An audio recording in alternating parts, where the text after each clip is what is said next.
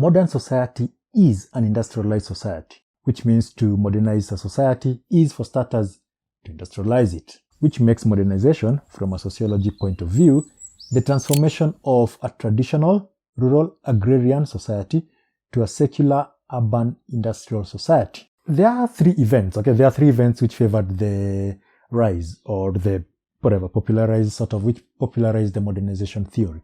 And these events were, number one, the rise of USA after World War II and the fall of Great Britain, France, and Germany. The United States emerged from the war strengthened and became a world leader with the implementation of the Marshall Plan to reconstruct war-torn Western Europe. And number two, there was the spread of communist movement. The former Soviet Union extended its influence not only to Eastern Europe, but also to China and Korea. Third, there was the disintegration of Europe colonial empires in Asia, Africa, Latin America, giving birth to many nation-states, which were then referred to as third world countries. So you have the rise of America, spread of communism, and emergence of these new nation-states, right? Now, the developing nations were in need of a model of development to promote their economy and enhance their political independence. Okay, so that's one way to look at it. If you're trying to understand modernization theory, you might just say that, well, we had these states which were now developing and they were in need of theories or models that are going to help them sort of become better. Okay, there is that, right?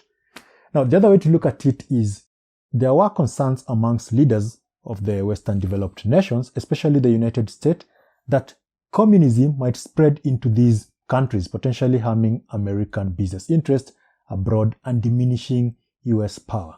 Well, there you have it. So you can make up your mind, right? So which one was it? Was it that there were nations which needed models to help them grow economically? Or was it just US and basically those developed countries being worried that communism might spread into these other nations? Both, okay? Or it could be both. Now, according to the modernization theory, modern societies are more productive, children in these societies are better educated, and the needy, well, they receive more welfare. So there is a guy called Coleman who stressed three main features of modern societies. So according to Coleman, modern societies have differentiation of political structure, secularization of political culture with the ethos of equality, which enhances the capacity of society's political system. So modernization theory did two things. Number one, explained why poor countries were underdeveloped, and usually the explanation was something along either the cultural aspects, which acted as a barrier to development, or economic aspects, okay? And number two, proposed a solution to underdevelopment. The solution was, or is, depending on how you look at it, something like if they intend to develop, then the less developed countries needed to adopt a similar path to development to the West. So basically adopt the Western values and industrialize, okay, and that is going to promote economic growth. So it's that simple. Then again, it's not that simple, but that's the idea. Rather than farming on subsistence level, think commercial farming. One of the principal applications of the modernization theory has been the economic field related to public policy decisions. An example here is the economic theory of modernization, which is based on the 5 stages of development from ROSTOW'S model. So in short, these 5 steps are: number 1, traditional society; number 2, precondition for takeoff; number 3, the takeoff process; and then the drive to maturity and high mass consumption. How does that work? Let's talk about how that works. So the first stage, okay? Stage 1, traditional society. At this point, the assumption is that the society is actually dominated by subsistence farming, in case of farming, right? So people are just making enough to consume, and that's pretty much it. Production is labor intensive, technology is limited, resource allocation very much depends on traditional methods of production. And then stage 2, transitional stage or preconditions for takeoff. At this stage, what really happened is that the society start to see specialization kicking in, which means farmers are actually producing surplus. And with that surplus comes the need for trading. So it's like, okay, I have these crops and it doesn't really matter. I mean, this is enough for me to eat or whatever it is, but then there is the extra. So what do I do with the extra? Then maybe I should trade it with somebody else, okay? And so that starts to emerge. There is emergence of transport infrastructure to support trade. Basically, entrepreneurs emerge as income, saving, and investment grows.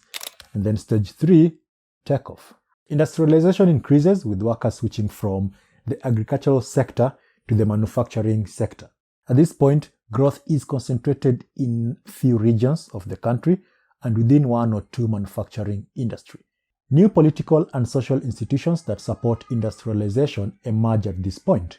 The growth is self-sustaining as investment leads to increasing incomes, in turn generating more savings to finance further investment. Stage 4, drive to maturity. Not everybody is going to be into, industries and all that, right? So we are going to see the economy is basically going to diversify and other industries or other areas, sectors start to emerge.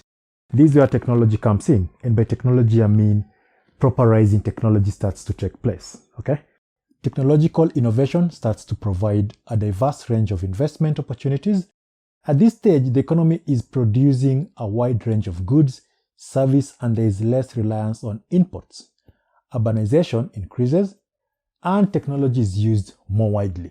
So that is going to lead to, well, from there we move on to the next stage, so stage 5, which is high mass consumption. The economy is geared towards mass consumption, and the level of economic activity is very high. Technology is extensively used, but its expansion slows down. The service sector becomes increasingly dominant. Income for a large number of persons transcends basic needs, shelter, and clothing. And then there is increased interest in social welfare. Okay, look, just want to point out that we can have a separate video that goes into details of the ROSTOW'S model, right? Modernization sort of approach to economic development. And let me know if you want that. So in the comment section, just talk about it, okay? What exactly would you like to know about that, and whether or not it's a good idea to have a separate video talking about that. Anyway, according to ROSTOW, if the problem facing developing countries resides in their lack of productive investment, then the solution lies in provision of aid to these countries in the form of capital, technology, and expertise.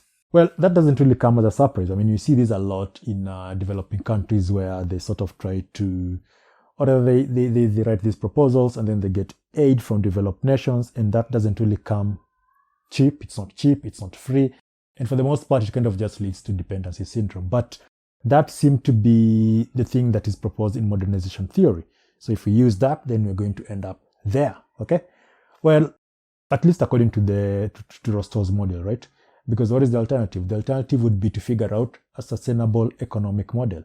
And by sustainability, I'm talking about the ability to use available resources without compromising the need of the future generation to also use the said resources.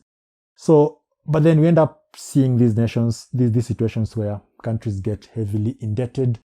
And what do? Because they're trying to make super highways and they're trying to make, all these sort of infrastructures that developed countries have, without really asking what is the cost of doing that and how long will it take us to pay it off, and how does that impact the state itself, or basically the people in that country. And so you end up with increased tax burden, you end up with rising prices of things because they're trying to pay off the debt. Anyway, the point is that is one of the problems with just adopting some of these models. Let's talk about criticisms of the theory. First of all, development is not necessarily a linear thing, okay? It's not just, tradition and then you're just going to move from tradition all the way to mass consumption. It doesn't necessarily have to be that way. I mean, it would be nice if it is that way, but then it's not always the case that development is just going to be linear, okay? Number 2, modernization perspective only shows one possible model of development. So the assumption is that if it worked for US, or, well, in this case, the US, then it's going to work for other countries as well. But then you forget that there are other variables in these other countries, which may not really be the case in United States. Or there are variables in United States, which may not really be the case in, say, some of these African countries, or some of, Latin America, or whatever it is, right? So there are those factors. So that's one of the things that you have to factor in when you're talking about, or rather when you're thinking about using this model. Number 3, most developing countries don't really have like common, cultural setups, okay? And so if you say, well, you're just going to replace those cultural setup or change them, then you're going to look into a lot of cultures, because there are many people, and these people have their way of living, and some of those ways of living will probably contradict development. Some will not. Some are going to be hard to change. And also, traditional and modern values are not necessarily always mutually exclusive. In China, for example, okay, let's talk about China as an example. So China, despite the advances in economic development, continues to operate on traditional values, and this appears to be the same situation in Japan. Moreover, it's not possible to say that traditional values are always dichotomous from modern status. For example, loyalty to the emperor can be transformed to loyalty to the farm. That is pretty much sort of like a short way of looking at modernization theory. The idea is, if this worked for this modern society, okay, first of all, what is a modern society, blah, blah, blah. But if that worked for modern society, then another society, okay, can actually imitate that, and then it will work. Yeah, there are a lot of challenges with that, but that's not the point. The point is, it's a development model, and well, in some cases it will produce development, but in some cases it might actually end up producing more problems.